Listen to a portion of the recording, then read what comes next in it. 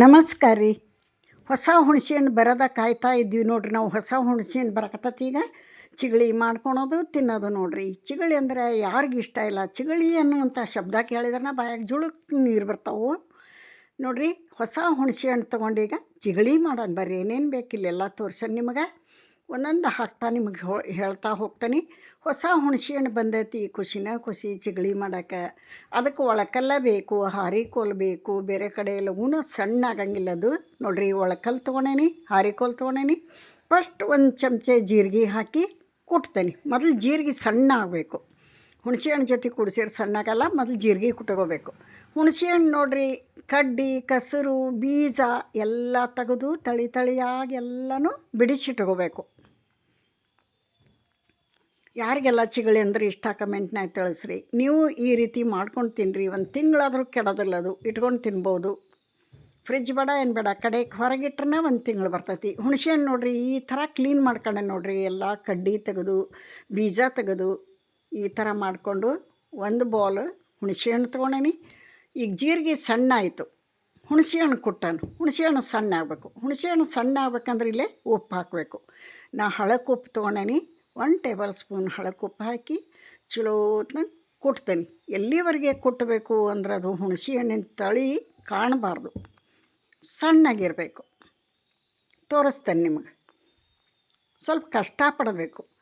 ಒಮ್ಮೆ ಕಷ್ಟಪಟ್ಟು ಮಾಡಿಟ್ಕೊಂಡ್ರೆ ತಿಂಗಳವರೆಗೂ ತಿನ್ಬೋದು. ಅಷ್ಟು ಟೇಸ್ಟಿಯಾಗಿ ರುಚಿಯಾಗಿ ಬರ್ತದೆ. ನಾವು ಸಣ್ಣರಿದ್ದಾಗೆಲ್ಲ ಈ ದಂಟಿಂದು ಗಣಿಕೆ ಅಂತಿರ್ತಿದ್ವಲ್ಲ, ತಳ್ಳನ್ನು ಅದಕ್ಕೆಲ್ಲ ಹಚ್ಕೊಂಡು ತಿನ್ಕೋತ ಅಡ್ಡಾಡ್ತಿದ್ವಿ. ಈಗ ಚಿಗಳಿ ಅಂದರೂ ಗೊತ್ತಿಲ್ಲ, ಏನೂ ಗೊತ್ತಿಲ್ಲ ಮಕ್ಕಳಿಗೆ.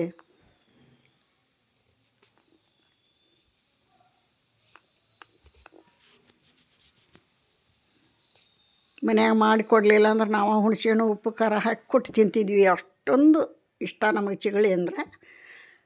ನೋಡ್ರಿ, ಈಗ ಉಪ್ಪು ಹಾಕಿ ಹುಣಸೆಹಣ್ಣು ಕೊಟ್ಟಿದ್ದಾತು.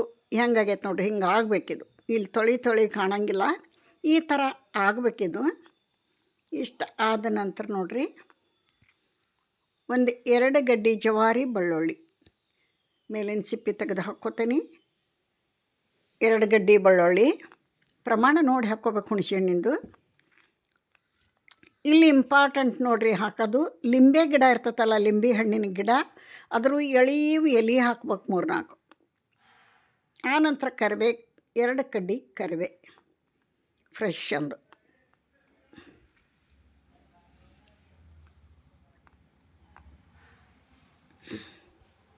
ಇದನ್ನು ಕುಟ್ಟಬೇಕು ನೋಡ್ರಿ.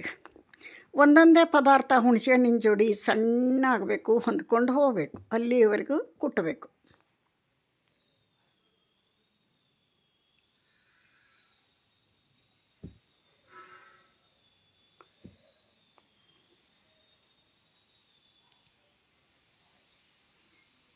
ಈ ಒಳಕಲ್ಲು ಅಡುಗೆ ಮನೆಗೆ ಇಟ್ಕೊಂಡ್ಬಿಟ್ಟೇನೆ ನಾನು.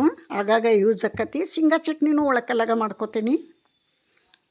ಕಲ್ಲಾಗ ಕುಟ್ಟಿದ ಚಟ್ನಿಗಳು ತಿಂದವ್ರಿಗೆ ಗೊತ್ತು ರುಚಿ. ಇವಾಗ ನೋಡ್ರಿ, ಕರಿಬೇ ಮತ್ತು ಬೆಳ್ಳುಳ್ಳಿ ಲಿಂಬೆಹಣ್ಣಿನ ಎಲೆ ಹಾಕಿ ಕುಟ್ಟಿದ್ದಾತು. ಈ ಖಾರ ಪುಡಿ ಒಂದು 2 ಟೇಬಲ್ ಸ್ಪೂನ್ ಖಾರ ಪುಡಿ ಹಾಕ್ಕೊಂಡೀನಿ. ಖಾರ ನೋಡಿಕೊಂಡು ಕಡಿಮೆ ಆದ್ರೆ ಹಾಕ್ಕೋಬೋದು. ಹುಳಿಗೆ ತಕ್ಕಂಗೆ ಬೆಲ್ಲ. ಇಲ್ಲಿ ಹುಣಸೆಹಣ್ಣು ನೋಡಿ ಹಾಕ್ಕೋಬೇಕಾಗತ್ತೆ. ಕೆಲವೊಂದು ಹುಣಸೆಹಣ್ಣು ಭಾಳ ಹುಳಿ ಇರ್ತೈತಿ, ಕೆಲವೊಂದು ಹುಣಸೆಹಣ್ಣು ಸ್ವೀಟ್ ಹುಳಿ ಮಿಕ್ಸ್ ಇರ್ತೈತಿ. ನೋಡ್ಕೊಂಡು ಬೆಲ್ಲ ಹಾಕ್ಕೋಬೇಕು. ಇದನ್ನು ಕುಟ್ಟಿದ ನಂತರ ಉಪ್ಪು ಖಾರ ಬೆಲ್ಲ ನೋಡ್ಕೊಂಡು ಕಡಿಮೆ ಇದ್ರೆ ಹಾಕ್ಕೋಬೇಕು. ನೋಡಿರಿ, ಈ ಥರ ಕುಟ್ತಾ ಹೋಗಬೇಕು. ಎಲ್ಲ ಹೊಂದಿಕೆ ಆಗಂಗೆ ಹುಣಸೆಹಣ್ಣಿನ ಜೊತೆಗೆ.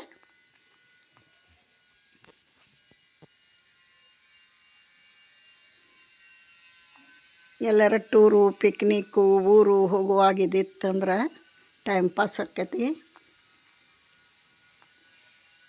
ನೋಡ್ರಿ. ಅದೆಲ್ಲ ಮಿಕ್ಸ್ ಆಗಬೇಕು, ಅಲ್ಲಿವರೆಗೂ ಕುಟ್ಟಬೇಕು.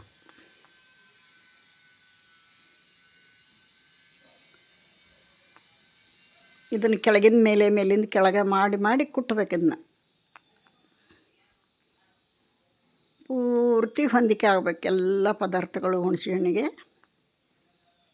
ನೀವು ಒಂದು ಸಲ ಟ್ರೈ ಮಾಡಿರಿ, ಭಾಳ ಇಷ್ಟಪಡ್ತೀರಿ.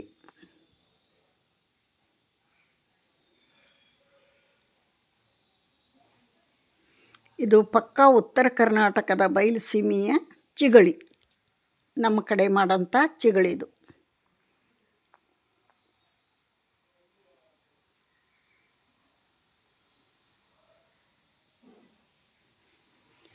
ನೋಡ್ರಿ ರೆಡಿ ಆಯ್ತು ನೋಡ್ರಿ ಚಿಗಳಿ.